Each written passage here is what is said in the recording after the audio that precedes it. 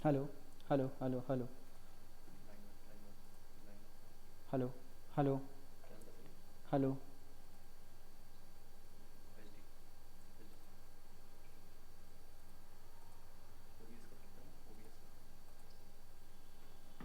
Hello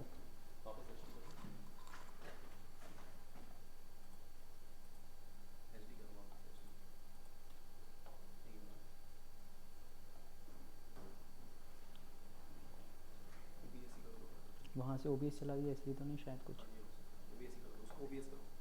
इसको hello हाँ इस पर ठीक है, ऐसा कोई इशू तो नहीं आ रहा है। ठीक है करूँ?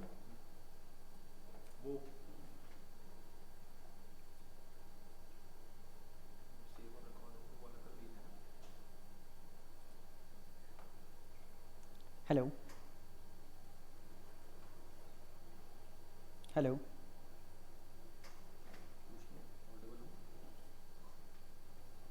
हेलो हेलो एवरीवन, मैं हूं अनुराग दुबे और स्वागत है आप सभी का UA classes for civil services के इस प्लेटफॉर्म पे। चलिए तो जल्दी से बताओ भाई, क्या मेरी वॉइस आप सभी को ऑडिबल है? पहले तो जल्दी से रिप्लाई करो। यस, गुड इवनिंग एवरीवन, सभी को गुड इवनिंग। और हाँ, हैप्पी होली भी साथ साथ अभी से पहले ही बोल दूं, नहीं तो बाद में आप बोलेंगे। ठीक है, जल्दी से बताओ मेरी वॉइस ऑडिबल है आप सभी को? यस, कमेंट करो गाइज।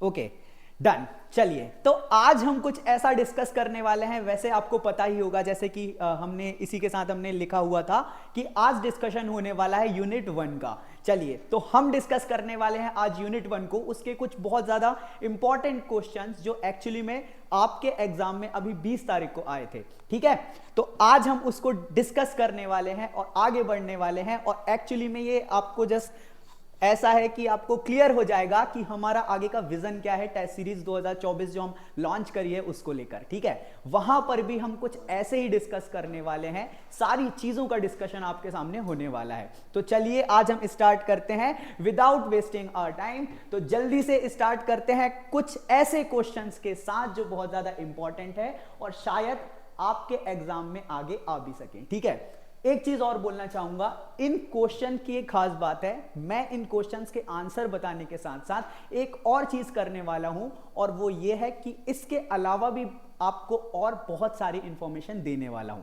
ठीक है, चलिए तो जल्दी से स्टार्ट करते हैं हमारे फर्स्ट क्वेश्चन के साथ। और आप सभी को इसका आंसर देते चलना है कि क्या आपने सारे आंसर सही करे थे और गलत करे थे। चलिए तो देखो भाई, पहला क्वेश्चन लिखा हुआ है यहां पे आपके सामने, in which of the following text is the description of sanskar is given. तो सीधा सा क्वेश्चन है भाई, हमारी जो भारतीय ज्ञान परंपरा है उसमें संस्कार वर्ड अलग से लिखा हुआ है कि अब आपके प्री में संस्कार से रिलेटेड कुछ क्वेश्चन आ सकते हैं। तो डायरेक्ट ऐसा क्वेश्चन बनने के बहुत ज्यादा चांसेस हैं कि संस्कार का उल्लेख सबसे पहले कहां मिलता है, कौन सा सूत्र होता है, वो कौन से ग्रंथ होते हैं जिनमें इनका हमें प्रमाण मिलने वाला है। तो देखो भाई, ऑप्शंस थे आपके सामने यहां पर, श्रौत सूत्र, मनुस्मृति, गृह सूत्र और धर्म सूत्र। ठीक है, अब हमें इसका आंसर क्रैक करना है कैसे? अगर हम चाहते हैं आंसर क्रैक करना तो हमें बाकी सारी चीजों की भी थोड़ी जानकारी होना चाहिए। ठीक है, अगर आपने कभी अरण्यक्स नहीं पढ़े हैं, आपको वेदों की जानकारी नहीं है, तो ऐसे कुछ क्वेश्चंस में आपको थोड़ी सी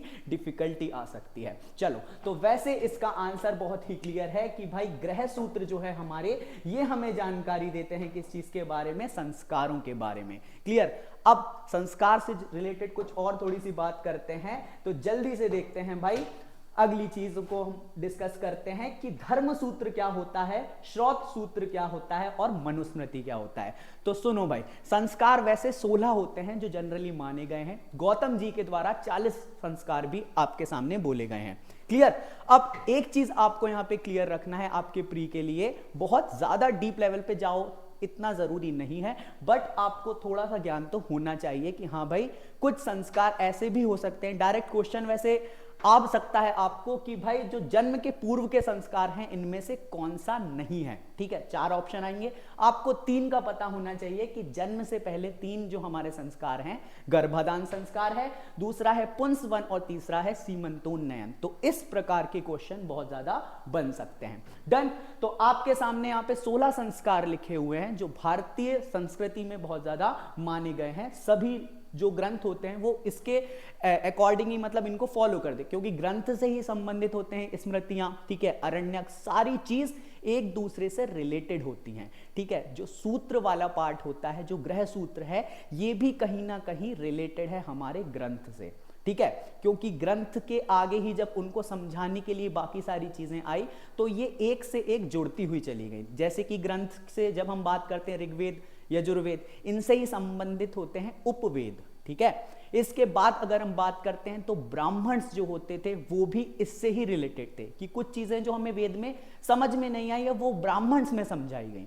तो ऐसी ही सारी चीजें चलती गई और जो सूत्र थे ये सब भी हमें इन चीजों के बारे में ही बताते हैं। तो ग्रह सूत्र में सबसे पहले 16 संस्कार आते हैं। अब सूत्रों की अगर हम बात करते हैं तो सूत्रों में कुछ और बहुत ज्यादा इंपॉर्टेंट है। तो एक नाम लिखा हुआ है श्रौत सूत्र का। ठीक है, ये श्रौत सूत्र क्या है भाई? तो यज्ञ से संबंधित जो चीजें बताई जाती हैं, जो रिचुअल्स वगैरह रिलेटेड है, डायरेक्ट क्वेश्चन आएगा कि यज्ञ से संबंधित जो रिचुअल्स हैं, इसके अलावा एक और चीज चलती है कि भाई ज्योमेट्री और मैथमेटिक्स से रिलेटेड कौन सा इनमें से सूत्र है। तो श्रौत सूत्र में ये सारी चीजें हमें देखने को मिलती है। क्लियर? चलिए, फिर एक आता है धर्म सूत्र। तो धर्म सूत्र हमें क्या बताता है? जो धर्म से रिलेटेड चीजें होती है कि कौन कौन से हमें अनुष्ठान करने होंगे, रिचुअल्स करने होंगे, ये हमें धर्म सूत्र बताता है। क्लियर? और इसके अलावा जो आपके एक ऑप्शन में था मनुस्मृति, इसके बारे में हमने बहुत बार पहले भी सुना होगा। ठीक है, ये मनुस्मृति से ही रिलेटेड एक बहुत फेमस पर्सन थे जिनके बारे में ऐसा कहा गया था कि उन्होंने मनुस्मृति में लिखी हुई की चीजों का विरोध भी किया था। डन। तो ये चारों ऑप्शन इसके अंदर हमने समझाए आपको कि कौन कौन सी चीजें इससे रिलेटेड हो सकती हैं और आगे चल के आपको क्वेश्चंस में मिल सकती है। चलिए, अब आते हैं हम हमारे दूसरे क्वेश्चन पे। तो जल्दी से देखो भाई, your right is on your work. तो भाई ऐसी कुछ चीज अगर आपने कभी सुनी होगी कि भाई कर्म की चिंता मत कर, मतलब कर्म कर फल की चिंता मत कर। तो ये हमें किस चीज से मिलता है? कौन सा ग्रंथ है या फिर कौन सी बुक है जिससे हमें ये सारी जानकारी मिलती है? ये वाक्य कहां से आया? तो आपको ये पता होना चाहिए कि जो हमारी भगवत गीता है, ठीक है, भगवत गीता से हमें इस चीज की जानकारी मिलती है। भगवत गीता में ही हमें मिलता है कर्मण्येवाधिकारस्ते मा फलेषु कदाचन। ठीक है, तो डायरेक्ट ये पूछा जाएगा क्योंकि आपके सिलेबस में भारतीय ज्ञान परंपरा लिखा हुआ है। ठीक है, आपके सिलेबस में भारतीय ज्ञान परंपरा लिखा हुआ है तो 100% भाई ऐसी कोई ना कोई चीज आएगी ही आएगी। एक क्वेश्चन आपका बिल्कुल चांसेस है भाई, हो सकता है संस्कार से आ जाए, चाहे आश्रम से आ जाए, चाहे ये ऐसी जो पुरानी कुछ बुक्स हैं बहुत ज्यादा इंपॉर्टेंट, इनसे आ जाए। क्लियर? तो आपको ये सारी चीज पढ़ना बहुत ज्यादा जरूरी है आपके प्री के लिए। चलिए, तो जल्दी से देखते हैं भाई। इसके अलावा इसमें कुछ चीजें और मेंशन है, जैसे कि एक ऑप्शन है यहाँ पे अष्टाध्यायी। तो अष्टाध्यायी किसकी बुक है? पाणिनि की बुक है। ये भाई संस्कृत से रिलेटेड है, संस्कृत ग्रामर से रिलेटेड है। इसके बाद एक महाभाष्य भी है और एक ऑप्शन और है जो है रामायण। तो ये सभी आपने सुना होगा, बट आपको इसका क्वेश्चन पता करने के लिए कि ये वाक्य कहां से आया है पता होना चाहिए कि ये तो भगवत गीता का एक वाक्य है। क्लियर? चलिए, तो जल्दी से अब आगे बढ़ते हैं भाई। हाँ, ये सामने इमेज है, आप इससे बिल्कुल समझ सकते हैं। और ये लिखा हुआ है भाई भगवत गीता के चैप्टर 2 वर्स 47। इसे याद ना भी रखो तो भी चलेगा। क्लियर? चलिए, तो इतनी सी बात है। होप आपको ये क्वेश्चन बिल्कुल समझ में आया होगा। इससे रिलेटेड कुछ अदर क्वेश्चन भी आते हैं कि भाई अष्टाध्यायी किसकी बुक है? डायरेक्ट क्वेश्चन आते हैं भाई, बुक के तो डायरेक्ट क्वेश्चन आते हैं। ठीक है, तो इन चीजों को हमें याद करते चलना है। डन। अब अगला क्वेश्चन आते हैं भाई। तो ये देखो भाई, एक बहुत ही शानदार क्वेश्चन और बहुत सारे बच्चों को शायद ये ना बना होगा। ठीक है, तो देखो जरा क्या लिखा हुआ है। Consider the following statement regarding the Mesolithic और मिडिल स्टोन एज। तो जल्दी से अब मध्य पाषाण युग की बात करते हैं तो एक चीज तो यहाँ पे हमें समझ में आ गई कि पाषाण मतलब पत्थर की बात हो रही है, ठीक है।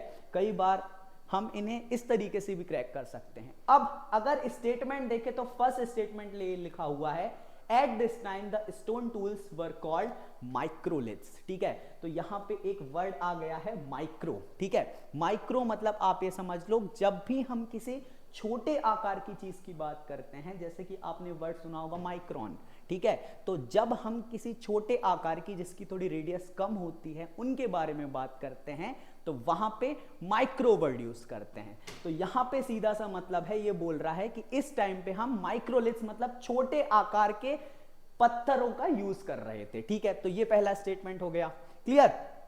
अब अगर माइक्रोलिथ बोल रहे हैं तो अल्टीमेटली ये जो सेकंड जो ऑप्शन लिखा हुआ है इनमें से कोई एक तो गलत हो जाना है, ठीक है। अगर बड़े आकार बोल रहे हैं तो माइक्रोलिथ क्यों बोलेंगे, तो ये दोनों एक दूसरे को कॉन्ट्राडिक्ट करते हैं, तो एक ऑप्शन तो इसमें गलत होने वाला है, ठीक है। और तीसरी चीज, इस समय पुराने प्रकार के उपकरण अनुपस्थित थे, मतलब जो ओल्ड टाइप ऑफ टूल्स थे ये सारे एब्सेंट थे उस टाइम पे, तो ऐसा तो पॉसिबल नहीं है। अब सीधी सी बात है क्या भाई, ये दूसरा ऑप्शन गलत है, क्योंकि माइक्रोलिथ अगर पुराना टाइम चल रहा है, देखो जब भी हम क्लासिफाई करते हैं इन सारी चीजों को पुराने टाइम को, तो हम देखो इसे किस प्रकार से क्लासिफाई करते हैं। जो इंडियन स्टोन एज की हम बात करते हैं इसे 3 प्रकार से क्लासिफाई किया हमने, ठीक है। एक बोले हमने पैलियोलिथिक, मीजोलिथिक और नियोलिथिक, ठीक है। सबसे जो पुराना वाला टाइम था, इस टाइम पे जो लोग थे बस घूम रहे थे, ठीक है। ना इनको एग्रीकल्चर वाली चीज आ रही थी, कुछ भी नहीं आ रहा था एक्चुअली में, ठीक है, पुराने टाइम के लोग। बट बाद में क्या, इन्होंने थोड़े टाइम बाद इन्होंने क्या किया, एग्रीकल्चर डेवलप करना स्टार्ट किया, कल्टीवेशन स्टार्ट किया, ठीक है। तो और धीरे धीरे एक जगह पर रहना भी स्टार्ट कर दिया, और बाद में ये हुआ कि सिंधु घाटी सभ्यता जैसी जो सिविलाइजेशन थी हमारी, ऐसी चीजें भी आने लगी। और इसका रीजन क्या था, क्योंकि ह्यूमन का डेवलपमेंट बहुत तेजी से बढ़ने लगा था, ठीक है। तो अब अगर हम देखें जो मीजोलिथिक वाला टाइम पीरियड था, ठीक है, इस टाइम पीरियड में जो लोग होते थे वो यूज करते थे माइक्रोलिथ, छोटे छोटे पत्थरों के औजार यूज करते थे, ठीक है। तो इसमें केवल एक स्टेटमेंट हमारा सही रहेगा, बाकी 2 स्टेटमेंट आपके सामने रॉन्ग हो जाने वाले हैं, क्लियर। चलो अब आगे बढ़ते हैं, नेक्स्ट क्वेश्चन की तरफ बढ़ते हैं। तो जल्दी से देखो अब इसके बाद क्वेश्चन, तो एक क्वेश्चन लिखा हुआ है, consider the following statement regarding Brihaddharma Purana. तो बृहधर्म पुराण नाम की एक कुछ चीज है, ठीक है। मैं पहले भी बोल चुका हूं 100% एक क्वेश्चन इस टाइप का तो आना तय है, ठीक है। उसका रीजन ये है कि भारतीय ज्ञान परंपरा को अलग से जोड़ा जा रहा है, तो उसका क्वेश्चन तो बनेगा ही बनेगा, ठीक है। इसलिए इस टाइप के क्वेश्चन आपको पेपर में देखने को मिलेंगे, क्लियर। अब बृहधर्म पुराण की जब हम बात करते हैं तो इसके बारे में बहुत सारे लोगों ने शायद नहीं सुना होगा, ठीक है, कि बृहधर्म पुराण क्या है। तो बृहधर्म पुराण के बारे में आपके सामने 2 स्टेटमेंट थे। एक था it was composed in Bengal, कि बंगाल में इसकी रचना हुई थी। In this Brahmins were allowed to eat some specific types of fishes, ठीक है। तो अब यहां पे बात आती है, यहां पे ये बोल रहे हैं जो बृहधर्म पुराण था इसमें ये बोला गया है कि जो ब्राह्मण्स हैं वो यहाँ पे फिश वगैरह खा सकते हैं। बट जनरली क्या होता है, हम जैसा सुनते हैं कि ब्राह्मण्स वगैरह ये मांस मदिरा वाली चीजों से अलग रहते हैं। बट इसकी अगर हम बात करें बृहधर्म पुराण की, जो एक्चुअल में वेस्ट बंगाल वाले एरिया से था, वहां भी चीजों को बता रहा था, तो वहां के ब्राह्मण्स को इसमें ये चीज वर्जित नहीं थी, बिल्कुल अलाउ थी कि वो फिश को खा सकते हैं, ठीक है। तो याद रखना बृहधर्म पुराण बंगाल से रिलेटेड है। और दूसरा पॉइंट इसमें ये याद रखना, एक स्पेशल इंफॉर्मेशन ये है कि इसमें बोला गया है कि ब्राह्मण्स फिश को खा सकते हैं, क्लियर। तो इसलिए यहां पे both first and second option, दोनों ऑप्शन अब यहां पर सही होने वाले हैं, क्लियर।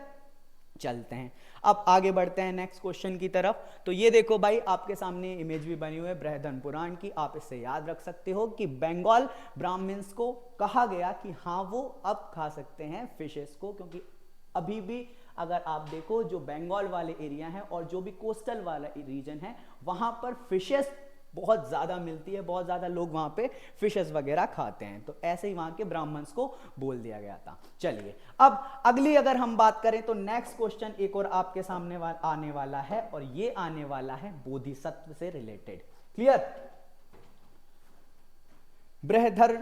बृहधर्म पुराण पूछा गया था, ठीक है। एक्चुअली वो हिंदी इंग्लिश में कुछ मिस्टेक हुई थी, वो बृहदारण्य नहीं था, ठीक है, वो बृहधर्म पुराण था। क्लियर।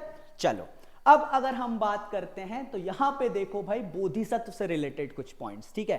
तो मुझे एक बात बताओ, बहुत सारे लोगों को बोधिसत्व शायद समझ में ना आया होगा, ठीक है। तो देखते हैं, समझते चलते हैं बोधिसत्व भी क्या होता है। तो सबसे पहले स्टेटमेंट कुछ देखते हैं। After attaining knowledge they used to meditate in solitude, ठीक है। तो सीधी सी बात है, ये बोल रहे हैं कि जैसे ही बोधिसत्व किसी को प्राप्त होता है वो क्या करते हैं भाई, एकांत में चले जाते हैं, ठीक है। ये पहला स्टेटमेंट था।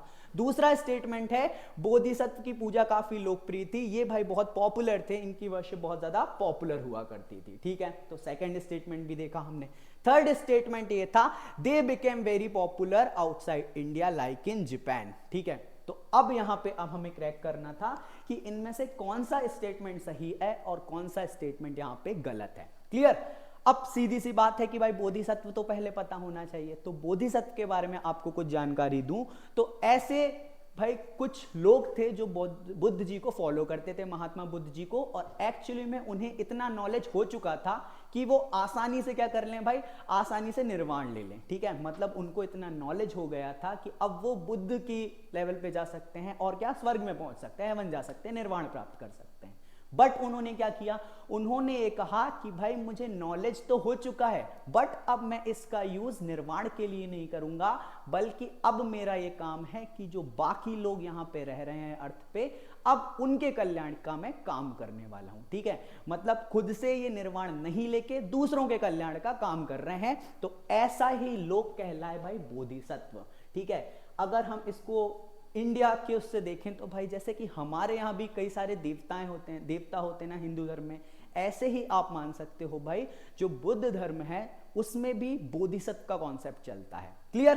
तो थोड़ा सा आपको यहाँ पे ये चीज तो क्लियर हो गई। चलिए आगे बढ़ते हैं। अब यहाँ पे स्टेटमेंट को कैसे हम गलत कर सकते हैं, सही कर सकते हैं। तो सीधी सी बात, बोधिसत्व का मतलब क्या, लोगों का कल्याण करना। तो पहला स्टेटमेंट इसमें लिखा है क्या भाई, कि एकांत में जाके बैठ जा रहे हैं। अगर भाई एकांत में जाएंगे तो लोगों का कल्याण कैसे होगा, तो अल्टीमेटली पहला सेंटेंस तो यहाँ पे गलत होने वाला है, ठीक है। फिर अगर हम बात करते हैं बोधिसत्व की पूजा काफी लोकप्रिय थी, ठीक है। तो अब ये सेंटेंस कैसे सही होने वाला है, अगर आप कभी अजंता वाले जगह गए होंगे, शायद अगर आपने सुना होगा अजंता, एलोरा, इन सबके नाम तो सुने ही होंगे 100%, ठीक है।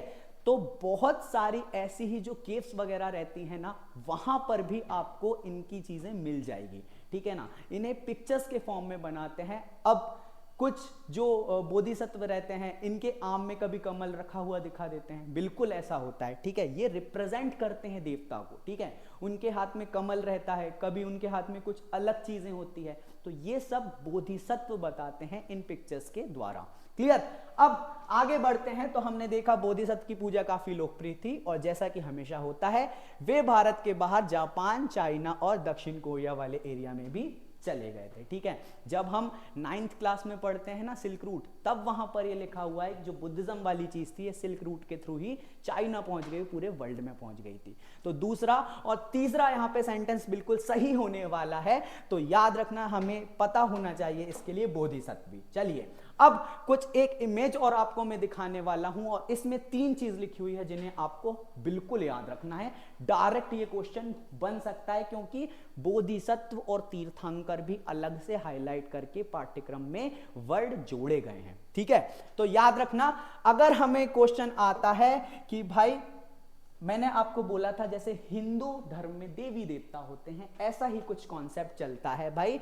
तो याद रखना, अगर हम बात करते हैं अभ्यास या ध्यान की, तो ध्यान के देवता कहा जाता है सामंत भद्र को, ठीक है। सामंत भद्र को क्या कहा जाता है, अभ्यास या आप कह लो ध्यान के, मेडिटेशन के जो देवता होते हैं वो कौन है, सामंत भद्र।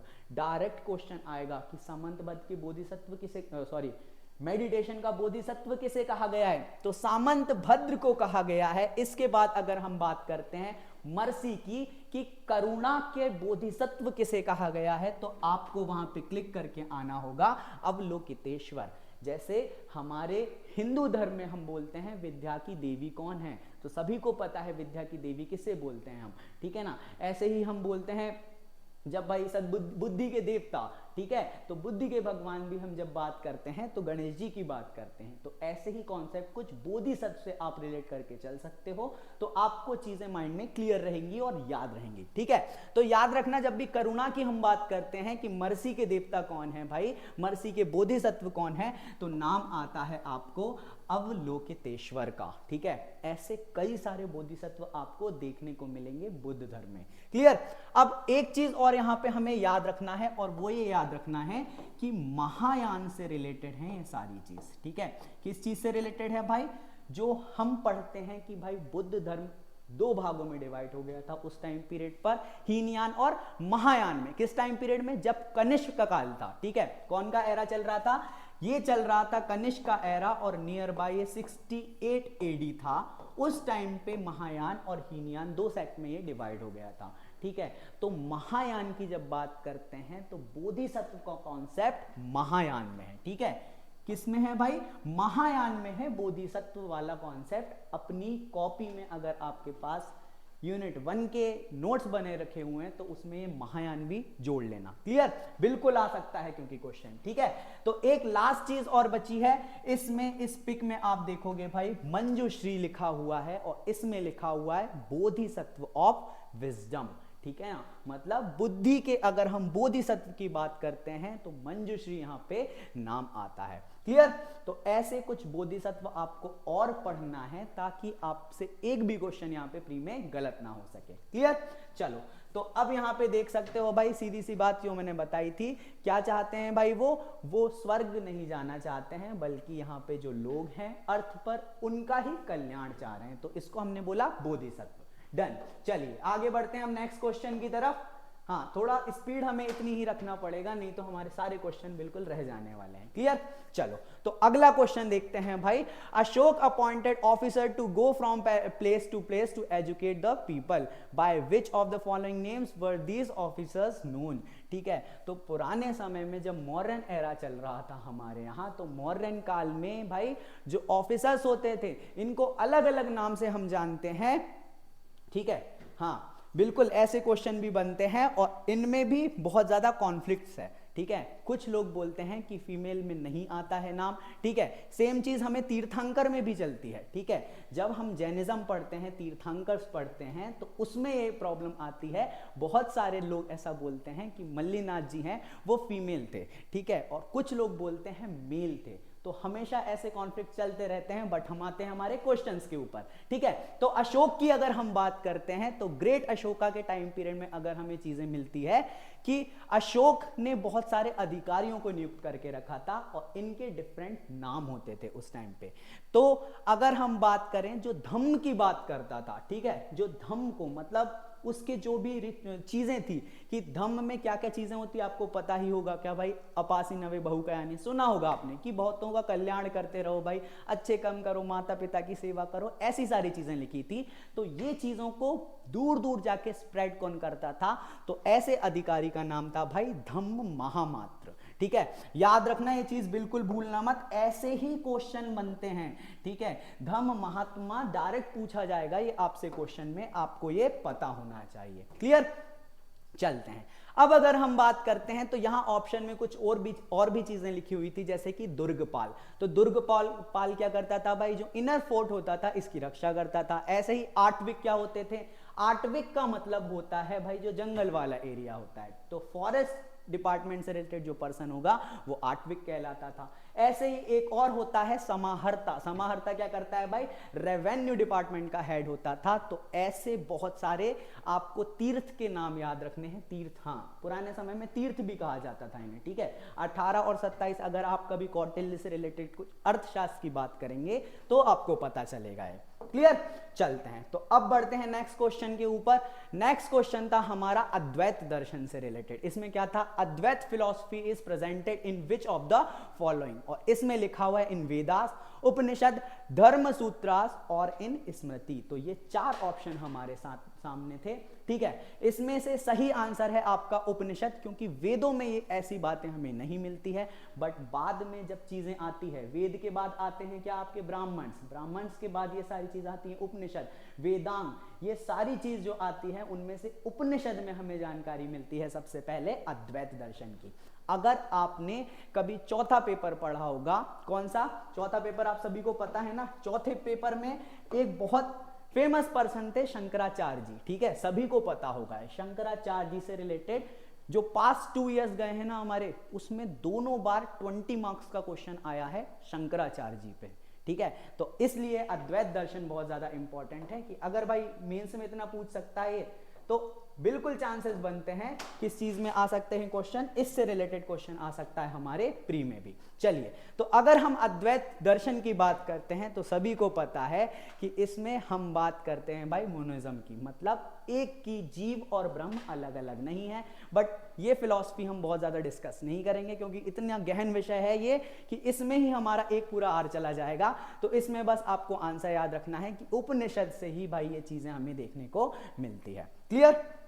चलते हैं, बढ़ते हैं अब हमारे नेक्स्ट क्वेश्चन के ऊपर। तो अगला क्वेश्चन है हु कंपाइल्ड विनय पिटका, ठीक है। तो हु कंपाइल्ड विनय पिटका, तो विनय पिटका, त्रिपिटकास अगर आपने नाम सुना होगा तो आपको पता होगा कि भाई सुत्त पिटका, अभिधम पिटका और विनय पिटका, ऐसे 3 पिटकास जो पाली भाषा से रिलेटेड है। कौन सी लैंग्वेज से है?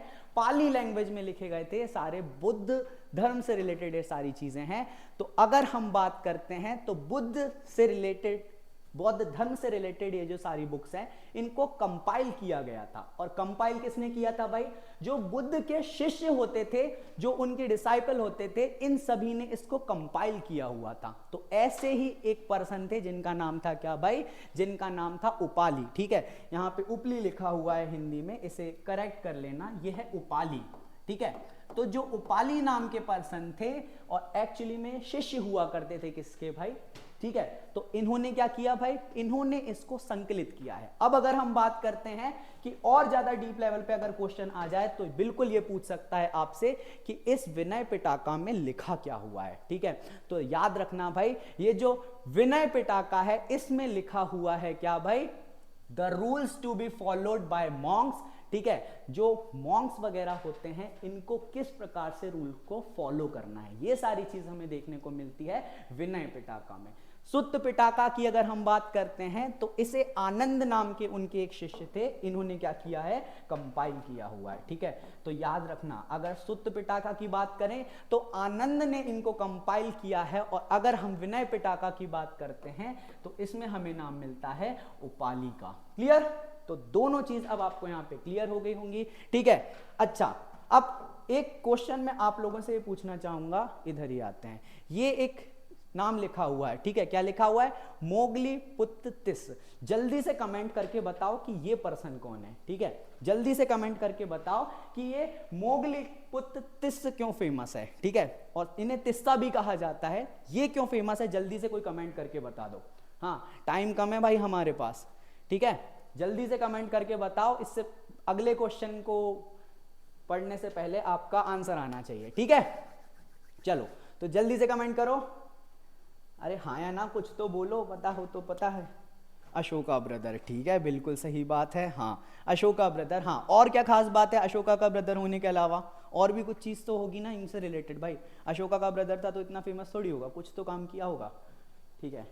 हाँ, कोई दिक्कत नहीं। जब आप पढ़ते हो भाई कि बौद्ध समिट कौन कौन सी हुई है, तो उसमें हमको नाम देखने को मिलेगा एक जगह तिस्सा का, ठीक है, जो एक्चुअली में क्या थे, उनको लीड कर रहे थे उस बौद्ध समिट को, ठीक है। अभी आपको पता होना चाहिए कि कौन सा टाइम पीरियड रहेगा। चलिए, अब डायरेक्ट आते हैं हमारे 9th क्वेश्चन के ऊपर, और इसमें लिखा हुआ है कल्प सूत्र के बारे में। तो कल्प सूत्र जो बात करते हैं भाई, इसमें तीर्थंकरों से रिलेटेड कुछ चीज लिखी हुई है, और ये कल्प सूत्र है, ये किसने लिखी है, ठीक है। तो कल्प सूत्र के भाई बुक्स के जो डायरेक्ट राइटर्स आपसे पूछे जाने हैं, इस पे बहुत ज्यादा फोकस रखना। तो कल्प सूत्र है, ये है भाई आपकी भद्रबाहु के, ठीक है। तो याद रखना, भद्रबाहु ने लिखी थी भाई कल्प सूत्र, ये आपको बहुत अच्छे से याद रखना है, ठीक है। वैसे आपको जानकारी के लिए बता दूं, लास्ट ईयर भी प्री में ही क्वेश्चन आया था डायरेक्ट कि भाई ये जैन धर्म से रिलेटेड जो बुक है ये किस चीज से रिलेटेड है, या फिर जो बौद्ध धर्म से रिलेटेड एक चीज थी वो थेरवाद आता है, ऐसा कुछ आया था उसमें ऑप्शन में और वो बहुत ज्यादा कंफ्यूजिंग था। ठीक है, हाँ हाँ, एक्चुअली में मुझे प्रिंट में सर ने नहीं दिया है, मयूर सर ने दिया है, तो वो आगे पीछे हो गए होंगे क्वेश्चन, डोंट वरी, आगे मिल जाएगा आपको वो क्वेश्चन। ठीक है, चलो अब देखो भाई, कल्प सूत्र ऑफ, जब हम बात करते हैं कि कल्प सूत्र किसने लिखा है, तो भद्र बाहू जी ने लिखा है, आपको ये चीज बहुत अच्छे से याद रखनी है। चलिए आगे बढ़ते हैं, सारे क्वेश्चन मिल जाएंगे, डोंट वरी, 100 के 100 क्वेश्चन करवा दूंगा, बिल्कुल चिंता मत करो इस चीज के बारे में। क्लियर, अब अगला चीज देखते हैं भाई, next question, each which inscription is Ashoka's dhamma mention. तो अशोका का धम्म जो था, ये धम्म किस इंस्क्रिप्शन में हमें देखने को मिलता है, धम्म से रिलेटेड कुछ बातें जो हैं वो किस इंस्क्रिप्शन में हमें देखने को मिलती है, तो उस इंस्क्रिप्शन का नाम है भाई भाब्रू इंस्क्रिप्शन। ठीक है, कौन से इंस्क्रिप्शन में जानकारी मिलती है हमें धम्म से रिलेटेड, धम्म से रिलेटेड हमें जो इंफॉर्मेशन मिलती है वो मिलती है भाब्रू इंस्क्रिप्शन से। ठीक है, तो याद रखना इस चीज को। अब अगर हम बात करते हैं तो अगली चीज इससे रिलेटेड ही देखते हैं, अशोका के धम्म से ही। तो यहां पे आपको समझ में आएगा एक पर्सन का नेम, जिनका नाम क्या है, कैप्टन बर्ट लिखा हुआ है।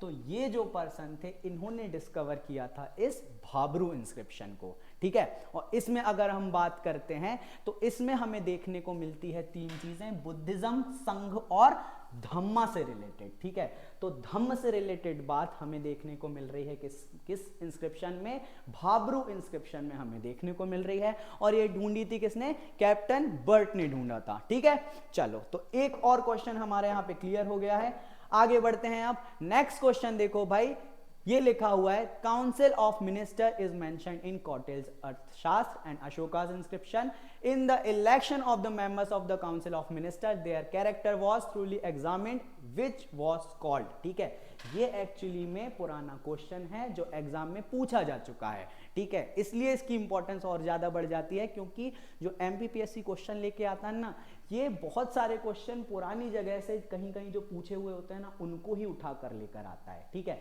तो ऐसे कुछ क्वेश्चन बहुत ज्यादा इंपॉर्टेंट होते हैं, और इसका आंसर होना चाहिए भाई उपधा परीक्षण। ठीक है, कौन सा परीक्षण है भाई, उपधा परीक्षण है। डायरेक्ट इसका नाम है कि भाई जब चुनना होगा कि कौन सा पर्सन सही है, तो उसके लिए करते थे पुराने समय में उपधा परीक्षण, कि भाई उसके सारे जो चाल चलन हैं, जो चीजें वो कर रहा है, वो एक्चुअली में योग्यता रखता है कि नहीं, वो इतना एलिजिबल है कि नहीं कि इस पोस्ट पर रह सके, और ये परीक्षण कहलाता था उपधा परीक्षण। क्लियर, चलो तो देखते हैं भाई, अब आगे बढ़ते हैं उपधा परीक्षण से रिलेटेड। तो कौटिल्य के अर्थशास्त्र में हमें देखने को मिल रहा है कि जब भी हम सेलेक्ट करते थे पुरोहित को या मुख्यमंत्री को, तो इन सब के लिए क्या करते थे भाई, पुराने टाइम में इन सब के लिए होता था उपधा परीक्षण। ठीक है, जैसे आज के समय में क्या होता है, आज के समय में हम चुनाव करवाते हैं, इलेक्शन करवाते हैं। क्लियर, पुराने समय में क्या करते थे, राजा था तो किसी एक पर्सन को चुन सकता था, उसके लिए क्या उपधा परीक्षण होता था। चलिए अब हम बात करते हैं नेक्स्ट क्वेश्चन की। तो नेक्स्ट क्वेश्चन लिखा हुआ है, from which pillar addict the information about हून अटैक इज ऑब्टेन्ड। ठीक है, तो सबसे पहले हून्स की जानकारी कि हून्स ने इंडिया के किसी पोर्शन पे अटैक किया था, वो किस इंस्क्रिप्शन में हमें मिलती है। तो भीतरी उस इंस्क्रिप्शन का नाम है जिससे हमें जानकारी मिलती है कि हून्स ने अटैक किया था हमारे इंडिया पर। ठीक है, अब अगर हम बात करते हैं तो यहाँ पे कुछ और इंस्क्रिप्शन भी लिखे हुए हैं, और इनके बारे में भी आपको एक्चुअली में इंफॉर्मेशन होनी चाहिए, जैसे कि नासिक इंस्क्रिप्शन, जैसे कि ए होल इंस्क्रिप्शन, और लास्ट लिखा हुआ है प्रयाग पिलर इंस्क्रिप्शन या एडिक्ट। क्लियर, तो जल्दी से देखते हैं भाई, भीतरी के बारे में तो हमने देख लिया है कि भाई ये एक उत्तर प्रदेश में मिलता है हमें इंस्क्रिप्शन, और इस टाइम में हमें जानकारी मिलती है इंस्क्रिप्शन में कि स्कंदगुप्त नाम का एक पर्सन था। ठीक है, गुप्तन एरा में एक स्कंदगुप्त नाम का पर्सन था, और स्कंदगुप्त के टाइम पीरियड में ही हमारे इंडिया में यहां पर बिल्कुल आक्रमण देखने को मिलता है हून्स का अटैक हमें, हाँ ये भी क्वेश्चन बन सकता है। ठीक है, ए होल ना आए या फिर भीतरी ना आए, डायरेक्ट ये क्वेश्चन बन सकता है कि जो हून्स का एविडेंस मिलता है, हून्स ने अटैक किया था, तो सबसे पहले किस राजा के टाइम पे, किस किंग के टाइम पे अटैक किया था, तो गुप्ता पीरियड का एक स्कंदगुप्त नाम का रूलर था जिसके टाइम पीरियड पे अटैक हुआ था। क्लियर, चलते हैं। अब अगर हम बात करते हैं नासिक इंस्क्रिप्शन की, तो इस नासिक इंस्क्रिप्शन से हमें जानकारी मिलती है गौतमी बलसारी ने इसे लिखा था, और गौतमी पुत्र शतकर्णी, ठीक है, क्या है भाई, गौतमी पुत्र शतकर्णी नाम के एक राजा थे, बहुत अच्छे से आपने इनका नाम सुना होगा, ठीक है। तो गौतमी पुत्र शतकर्णी नाम के एक किंग थे। जब हम एमपी की हिस्ट्री पढ़ते हैं वहां पर भी इनका नेम आता है, ठीक है, वहां पर भी हम हिस्ट्री पढ़ते हैं भाई किसकी, सातवाहन की, वाकाटक की, ठीक है, तो वहां पर भी ये चीजें देखने को मिलती है, इसलिए इसकी इंपॉर्टेंस काफी ज्यादा है। क्लियर। अब अगर हम बात करते हैं तो ऐहोल नाम का भी एक इंस्क्रिप्शन है, और ये हमें जानकारी देता है भाई कि हर्षवर्धन और पुलकेशिन के बारे में हमें जानकारी मिलती है। और इसमें अगर आपने कभी सुना होगा कि एक वॉर हुआ था पुलकेशिन और हर्षवर्धन के बीच में, और इसमें हर्षवर्धन नाम के जो किंग थे वो हार जाते हैं, और ये जानकारी मिलती है हमें ऐहोल इंस्क्रिप्शन से, ठीक है। ऐहोल इंस्क्रिप्शन इसलिए हमें याद रखना होगा। लास्ट लिखा हुआ है कौन सा भाई, इलाहाबाद पिलर, जो आपके ऑप्शन में था, और इससे हमें यहाँ पे इंफॉर्मेशन मिलती है भाई समुद्रगुप्त की, ठीक है, समुद्रगुप्त की इंफॉर्मेशन कि समुद्रगुप्त ने किस टाइप से भाई बहुत सारे राज्यों को जीता था, ठीक है। जब हम उत्तरापथ की बात करते हैं कि इन्होंने उत्तरापथ वाला पूरा रीजन जीत लिया था, तो ये सारी हमें इंफॉर्मेशन मिलती है समुद्रगुप्त के ही इस इलाहाबाद पिलर से, ठीक है, इलाहाबाद पिलर इंस्क्रिप्शन से ये जानकारी हमें देखने को मिलती है। चलिए नेक्स्ट क्वेश्चन है हमारा, किस चोल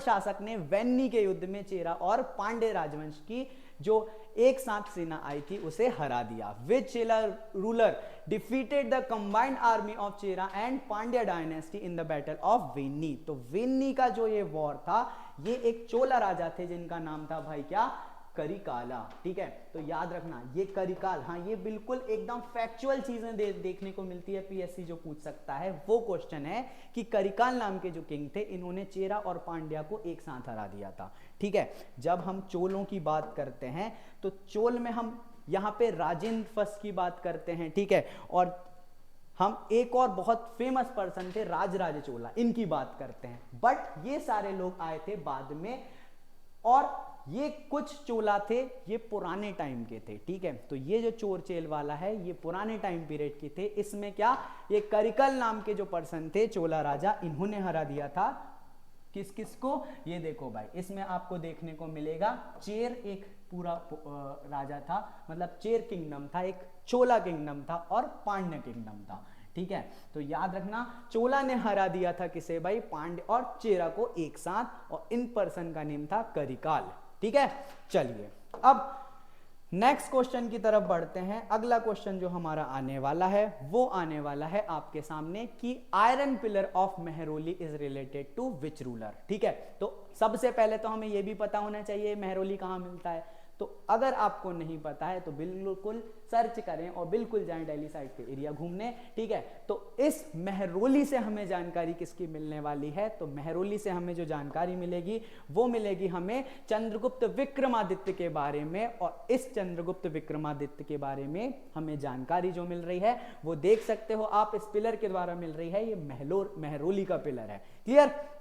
चलो तो आगे बढ़ते हैं इन क्वेश्चन में, हाँ इसमें डिस्कस करने वाला ऐसा कुछ नहीं है, तो जल्दी से आगे बढ़ते हैं भाई। अगला है from which area the social and religious reform movement started.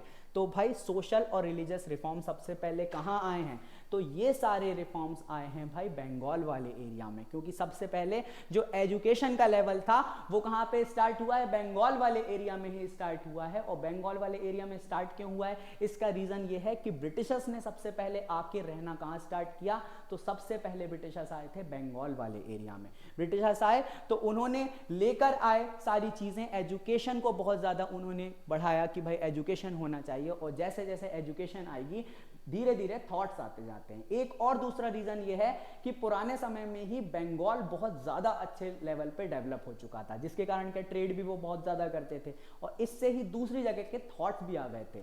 तो जब भी हम बात करते हैं कि सबसे पहले रिफॉर्म्स कहां पर आना स्टार्ट हुए, तो रिफॉर्म्स वगैरह आना स्टार्ट हुए हमारे बंगाल वाले एरिया में, ठीक है। जब भी आप बात करते हैं कि भाई रिफॉर्म्स कौन लेकर आया, तो राजा राम मोहन रॉय की बात करते हैं। तो राजा राम मोहन रॉय ही जो पर्सन थे जिन्होंने पूरा ये रिफॉर्म्स लेकर आए थे, सोशल रिफॉर्म, वो भी बंगाल से थे। क्लियर। चलो, तो ऐसी सारी चीजें याद रखना जब भी हम बात करते हैं भाई रविन्द्रनाथ टैगोर, ये सारे लोग बंगाल वाले एरिया से ही होते हैं, ठीक है। चलिए, तो सोशल रिफॉर्म, वैसे ये क्वेश्चन तो आपको बन ही गया होगा 100%। अब आते हैं नेक्स्ट क्वेश्चन की तरफ। नेक्स्ट क्वेश्चन है भाई कि चंपारण, हाँ इधर लिखा हुआ है कि चंपारण से पहले, अगर हम चंपारण वैसे तो 1970, एक काम करता हूं ईयर तो लिख ही देता हूं सबसे पहले, ठीक है, जस्ट वेट करो। हाँ, क्योंकि कंफ्यूजन इसमें ऐसा हो सकता है, जो रोलेट एक्ट था ये था भाई 1919 का, ठीक है, 1919 के टाइम पीरियड का था। ये जो चंपारण लिखा हुआ था ये 1917 के टाइम पीरियड का था, ठीक है। सभी को ये पता है Champaran indigo movement, everyone knows about that, ठीक है, कि भाई 3/28 पार्ट पे आपको इंडिगो लगाना पड़ेगा, ऐसी वाली जबरदस्ती हो रही थी, तो बहुत सारे लोगों ने इसका अपोज किया और साथ में आ गए गांधी जी, ठीक है। ये चंपारण मूवमेंट था हमारा, सिंपल सा बिहार वाला, क्लियर। अब अगर हम बात करते हैं तो यहां पे ये लिखा हुआ है क्या भाई कि अगर देखा जाए चंपारण के बाद की बात करें तो सबसे पहले सत्याग्रह को एक्चुअली में यूज कहां किया गया था, सबसे पहले सत्याग्रह कहां यूज किया गया था, तो इसका आंसर होना चाहिए भाई एंटी रोलेट मूवमेंट के टाइम पे, ठीक है। सबसे पहले वैसे यहां पे देखेंगे आप क्या, चंपारण सत्याग्रह हम बोल रहे हैं, बट एक्चुअली में सत्याग्रह को यहां पे इन्होंने अप्लाई नहीं किया था, ठीक है, इसका एक्चुअली में यूज नहीं किया था। इसका एक्चुअल यूज ये कब करने वाले हैं भाई, जो रोलेट एक्ट आने वाला है, ठीक है, कि भाई 2 साल आपको जेल भेज दिया जाएगा बिना किसी वकील के, बिना किसी दलील के, तो इसके अगेंस्ट में होने वाला है एक सत्याग्रह, और उस सत्याग्रह का नाम है एंटी रोलेट मूवमेंट, ठीक है, और इसमें ही सबसे पहले सत्याग्रह की बात की जाती है, क्लियर। हाँ, और ये एक्चुअली में 10th एनसीईआरटी से आया है ये क्वेश्चन, ठीक है। जब भी आप कभी पढ़े हो तो होंगे वैसे एनसीईआरटी, ठीक है, तो 10th एनसीईआरटी से क्वेश्चन है कि भाई सबसे पहले सत्याग्रह की बात करें तो कहां से आई है भाई, तो वो आया है आपका इंडिया में एंटी रोलेट एक्ट के थ्रू, क्लियर। चलो, तो आगे बढ़ते हैं। अब नेक्स्ट अगर हम बात करते हैं तो अगला क्वेश्चन आपके सामने आने वाला है, और वो ये है कि भाई विच of the following was the symbol of Santhal rebellion, ठीक है। तो संथाल की बात करते हैं जल्दी से। बहुत सारे रिबिलियन आपको देखने को मिलते हैं, और अगर हम बात करें पुराने टाइम पे जो पेपर हुआ करते थे 2019 के बाद से ही अगर हम देखें, एनालाइज करें, तो हर बार एक ना एक क्वेश्चन तो रिबिलियन का आता ही है कि इस विद्रोह में कारण कौन था, या इस विद्रोह में क्या चीजें थी, कौन पर्सन था, कौन लीड कर रहा था, कौन मर गया था, कब चला था, कौन सा टाइम पीरियड था। डायरेक्ट क्वेश्चन बनते हैं 3 मार्कर्स में, मेंस में। तो अब बहुत ज्यादा चांसेस हैं कि प्री में भी ऐसे क्वेश्चन आ सकते हैं। तो जल्दी से देखो, एक चीज लिखी हुई है कि संथाल जो रिबिलियन था इसमें किस सिंबल का हमने यूज किया था, ठीक है। तो जो संथाल एरिया था, सबसे पहले तो आपको यह पता होना चाहिए कि संथाल वाला रीजन कौन सा था, क्लियर। तो देखो भाई, संथाल वाला जो रीजन था वो बिहार में एक्चुअली में जो राजमहल हिल्स है इसके आसपास का रहता है भाई, और यहाँ पे संथाल्स ने अपोज किया था इसका, और इसमें 2 पर्सन बहुत ज्यादा फेमस थे, ठीक है। वो 2 पर्सन कौन थे भाई, सिद्धू और कान्हू, ठीक है। जब भी हम बात करते हैं भाई कोई से भी किसी भी विद्रोह का, तो उसमें कोई ना कोई लीडर जरूर हमें देखने को मिलता है, और लीडर से क्वेश्चन बन सकते हैं। डायरेक्ट पूछेगा कि भाई मुंडा जो रिबेलियन हुआ था, मुंडा रिवॉल्ट हुआ था, इसको हेड कौन कर रहा था, डायरेक्ट पूछेंगे ये सारी चीजें, ठीक है। और स्पेशली अभी जब जनजातीय बहुत ज्यादा चीजें चल रही हैं, सभी पॉलिटिकल लेवल पे चीजें चल रही हैं, तो बिल्कुल क्वेश्चन बन सकते हैं, क्लियर। तो अगर हम बात करते हैं तो इन्होंने भाई ये जो संथाल वाला रीजन था, संथाल यहाँ पे विद्रोह हुआ था, इसमें जो यूज किया था सिंबल वो था भाई साल का ट्री, क्लियर। कौन सा ट्री था भाई, साल का ट्री यहाँ पे यूज किया था। अब अगर किसी को कमेंट कर सकता है कोई, तो मुझे ये बता दो साल का साइंटिफिक नेम क्या है, ठीक है। अगर कर सको तो करके बताओ कि साइंटिफिक नेम क्या है, ठीक है, कमेंट कर देना जब तक मैं आगे बढ़ता हूं। हाँ, टाइम की कमी है थोड़ी सी। चलो, तो अगला क्वेश्चन देखो भाई, who was the second Muslim to become the president of the Indian National Congress after Badruddin Tyabji, ठीक है। तो सिंपल सा क्वेश्चन है कि भाई जो बईरुद्दीन तैयब जी थे, इनके बाद कौन पर्सन थे मुस्लिम जिन्होंने हेड किया था आईएनसी को, ठीक है। तो आईएनसी को हेड करने वाले वो पर्सन कौन थे?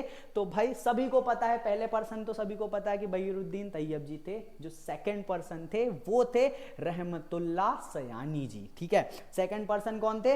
रहमतुल्लाह सयानी जी थे। और इन्होंने जब हेड किया था भाई आईएनसी को, ठीक है, जब ये प्रेसिडेंट बने थे आईएनसी के, उस टाइम पीरियड में एक बहुत खास बात हुई थी जिसके कारण ये क्वेश्चन बना है। और वो खास बात ये थी कि इन्होंने जब हेड किया था आईएनसी को, उसी सेशन में वंदे मातरम, ठीक है, क्या था भाई? वंदे मातरम सबसे पहले गाया गया था। और वंदे मातरम वाला ये वाला सेशन हुआ था कैलकाटा में 1896 में। तो याद रखना, जो 1896 का कैलकाटा वाला जो सेशन था आईएनसी का, इसमें सबसे पहले वंदे मातरम गाया गया था। और वंदे मातरम तो पता ही है किसने लिखा हुआ है, क्लियर। चलो, तो यहां पे वंदे मातरम हमें याद रखना है। हाँ, और एक चीज और याद रख लेना, जो 1911 का सेशन था, ठीक है, ये भी कहां हुआ था? ये भी हमारा कैलकाटा में ही हुआ था। और इस सेशन में सबसे पहले जन गण मन गाया गया था, ठीक है। तो याद रखना, दोनों सेशन बहुत ज्यादा इंपॉर्टेंट है।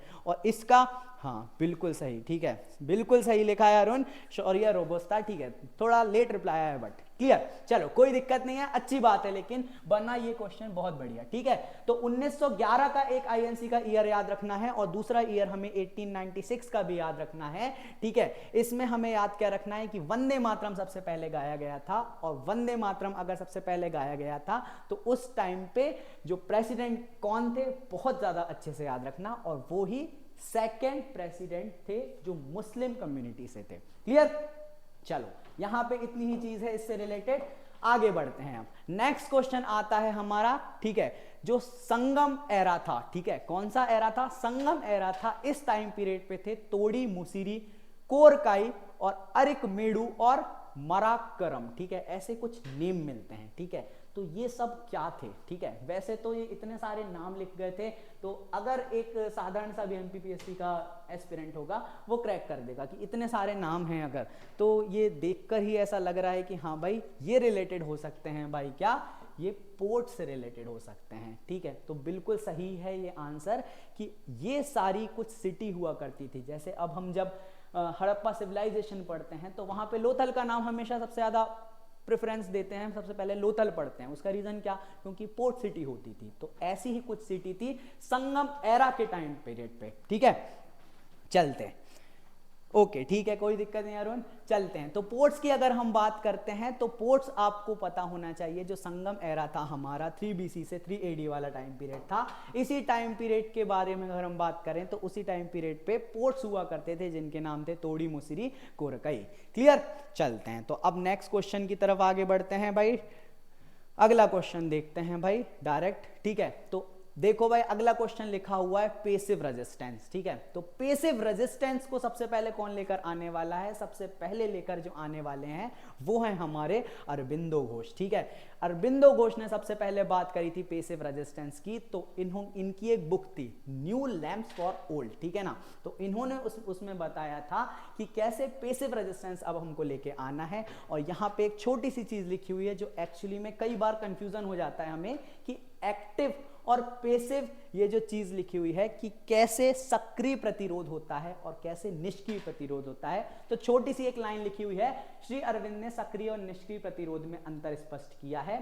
सक्रिय प्रतिरोध के द्वारा हम किसी कानून का अंत करना चाह रहे हैं तो अवैध कानून का निर्माण करने वाली सत्ता का अंत कर दिया जाता है। मतलब आप इसे समझ सकते हो कि अगर ब्रिटिश गवर्नमेंट को ही हटा दें एकदम से तो वो सक्रिय प्रतिरोध होगा। और निष्क्रिय प्रतिरोध क्या होगा भाई? अगर हम उसको टैक्स देना बंद कर दें तो ये हो जाता है आपका निष्क्रिय प्रतिरोध। तो ये जो पैसिव रेजिस्टेंस है ये कौन लेकर आया है हमारे यहाँ पर? इसमें नाम अगर लिखा जाए किसका, तो नाम लिखा जाएगा महर्षि अरबिंदो घोष का, ठीक है, याद रखना महर्षि अरबिंदो घोष का। चलते हैं नेक्स्ट क्वेश्चन के ऊपर। आज हम एटलीस्ट 4 क्वेश्चन और करने वाले हैं, 25 क्वेश्चन करके दी एंड करेंगे, फिर देखते हैं कब होता है, ठीक है। क्योंकि होली भी है, सही भी बात है, घर में होंगे सब अपना एंजॉय कर रहे होंगे, अचानक से क्लास आ गई, कोई बात नहीं, ठीक है। चलिए अगला देखो भाई, मैनी डिटेल्स, ठीक है, many details regarding village administration under the Cholas are provided by the inscription. तो चोलों का जो ग्राम प्रशासन हुआ करता था वो बहुत ज्यादा फेमस था, ठीक है। डायरेक्ट ये भी क्वेश्चन बन चुका है पहले कि ग्राम प्रशासन किसका बहुत ज्यादा इंपॉर्टेंट था पुराने टाइम पीरियड में, तो चोला का यहाँ पे नाम आता है। और एक्चुअली में अभी थोड़े टाइम पीरियड में, एक आध साल पहले अभी न्यूज में भी चल रहा था, ठीक है, क्योंकि हमारे प्रधानमंत्री जी ने इससे रिलेटेड कुछ बात कही थी, ठीक है। तो यहां पे देखो भाई, जो चोलों का टाइम पीरियड चलता था उसमें जो हमें जानकारी मिलती है भाई किस चीज के बारे में, चोलों के प्रशासन से रिलेटेड, क्योंकि ऐसा माना जाता था जो चोल का एडमिनिस्ट्रेशन था, ठीक है, ये अपने लेवल पर ही ऐसा चलता था कि जैसे कि आज की टाइम की डेमोक्रेसी ले लो, ठीक है। बहुत सारे लोग ऐसा बोलते हैं जैसे आज डेमोक्रेसी चलती है ना, ऐसे ही उस टाइम पीरियड पे चलता था भाई क्या, चोलों का शासन भी। तो बहुत अच्छी बात हुई ये तो, बट उसके अंदर भी बहुत सारे क्लॉज थे और ये सब चीजें हमें जानने को मिलती है उत्तर मेरूर अभिलेख से, उत्तर मेरूर इंस्क्रिप्शन से, ठीक है। कौन सा इंस्क्रिप्शन है भाई मेरे, तो इंस्क्रिप्शन है हमारा उत्तर मेरूर, ठीक है। बस इतनी सी चीज हमें याद रखना है, उत्तर मेरूर नाम का ये जो इंस्क्रिप्शन है इससे हमें जानकारी मिलने वाली है किस चीज के बारे में, कि पुराने टाइम पे कैसे यहां पर हम लेकर आते थे भाई लोगों को और सभा के लिए चुना करते थे, ठीक है, सभा के लिए चुना करते थे पुराने टाइम पीरियड में। तो ये सब हमें मिलता है उत्तर मेरूर इंस्क्रिप्शन से, क्लियर। चलते हैं नेक्स्ट क्वेश्चन की तरफ अब। तो जल्दी से देखो भाई, सबसे पहले मंगोल्स ने अटैक किस टाइम पीरियड में किया था, तो सीधी सी बात है, सभी को पता है, अलाउद्दीन खिलजी ने। फिर अलाउद्दीन खिलजी के टाइम पीरियड में ही इन्होंने क्या किया भाई, इतने बढ़िया से अपनी आर्मी को एस्टेब्लिश करा कि सारे जो मंगोलियन पावर थी हार जाने वाली है। और इसके टाइम पीरियड में 5 से 6 अटैक होते हैं मंगोल्स के, क्लियर। चलते हैं अब, एक क्वेश्चन लिखा हुआ है भाई, ये बहुत कठिन क्वेश्चन लगा होगा आपको, 100% शायद नहीं भी बना होगा, वैसे तो हमने इसका नाम भी नहीं सुना है। तो सीधी सी बात है, आपके सामने क्वेश्चन था Wardha committee, Sadler commission, Hartog committee और सर्जेंट स्कीम, ठीक है। तो सीधी सी बात है, ये सारी चीज रिलेटेड होने वाली है एजुकेशन से। जो ब्रिटिश टाइम पीरियड था उस टाइम पीरियड में हमारे यहाँ पर बहुत सारे ऐसे रिफॉर्म्स आने वाले थे और ये सब रिफॉर्म्स जो आते थे ये लेकर आती थी कमिटीज। कमिटीज रिकमेंड करती थी कि एजुकेशन में ये वाला चेंज होना चाहिए। तो ये सारी चीजें रिलेटेड हैं एजुकेशन से। और एजुकेशन से अगर हम बात करते हैं तो इनके ईयर देख लो भाई, सबसे पहले जो आई थी वो आया था आपका कौन सा भाई, तो सैडलर कमीशन, ठीक है। सैडलर कमीशन के बाद अगर हम बात करें तो हार्टोंग कमीशन, इसके बाद आया था वर्धा कमेटी वाली चीज और लास्ट में सार्जेंट स्कीम, ठीक है। ये सारी स्कीम किससे रिलेटेड है, सारी कमिटीज किससे रिलेटेड है, एजुकेशन से रिलेटेड है। बस इतनी सी चीज याद रखो, बाकी ये बहुत टफ क्वेश्चन है, एमपीपीएससी इतना टफ क्वेश्चन नहीं पूछेगा, क्लियर। चलते हैं अब नेक्स्ट एक बात करते हैं भाई, ये बहुत ज्यादा इंपॉर्टेंट है क्योंकि इसमें लिखा हुआ है जो सेकंड राउंड टेबल कॉन्फ्रेंस थी इसमें कौन एक वुमेन रिप्रेजेंटेटिव थी इंडिया की तरफ से। तो इसमें एक पर्सन गई थी जिसका नाम क्या है भाई, जिनका नाम है सरोजनी नायडू जी, ठीक है। तो सरोजनी नायडू जी ने यहां पर क्या किया था भाई, इन्होंने रिप्रेजेंट किया था वुमेन्स को कहां पर भाई, सेकंड राउंड टेबल कॉन्फ्रेंस में, क्लियर। चलते हैं, वैसे सेकंड राउंड टेबल की कॉन्फ्रेंस जब हम बात करते हैं तो यहाँ पे महात्मा गांधी जी जरूर आने वाले हैं क्योंकि ये वही टाइम पीरियड था जब इरविन और गांधी जी के बीच में बहुत ज़्यादा प्रॉब्लम क्रिएट हुई थी। देन उन्होंने क्या किया था भाई, उन्होंने प्रपोजल को एक्सेप्ट कर लिया था। देन इंग्लैंड चले गए थे, जब वहाँ पे बात नहीं बनी तो वापस आए और उन्होंने यहाँ पे अपना मूवमेंट फिर से स्टार्ट किया था, ठीक है। ये सारी चीज़ कॉन्सेप्ट आपने सुने ही होंगे। तो यहाँ पे अगर हम वुमेन्स की बात करें तो वुमेन्स में रिप्रेजेंटेटिव कौन थी, तो वुमेन की रिप्रेजेंटेटिव यहाँ पे आपको देखने को मिलने वाली हैं कौन, सरोजनी नायडू जी। इसके अलावा जो डिप्रेस क्लास को रिप्रेजेंट कर रहे थे वो डॉक्टर BR अम्बेडकर जी थे। जो हिंदू को रिप्रेजेंट कर रहे थे वो थे MR जयकर जी, ठीक है। तो ये सारे रिप्रेजेंटेटिव थे। इसके अलावा महात्मा गांधी जी तो गए ही थे, सभी को पता है। अब आते हैं हम हमारे लास्ट क्वेश्चन पर, ठीक है। चलते हैं तो लास्ट क्वेश्चन देखते हैं भाई आज का। वैसे तो कई सारे क्वेश्चन थे बट टाइम पीरियड बड़ा जल्दी चलता है, ऐसा लगा आज।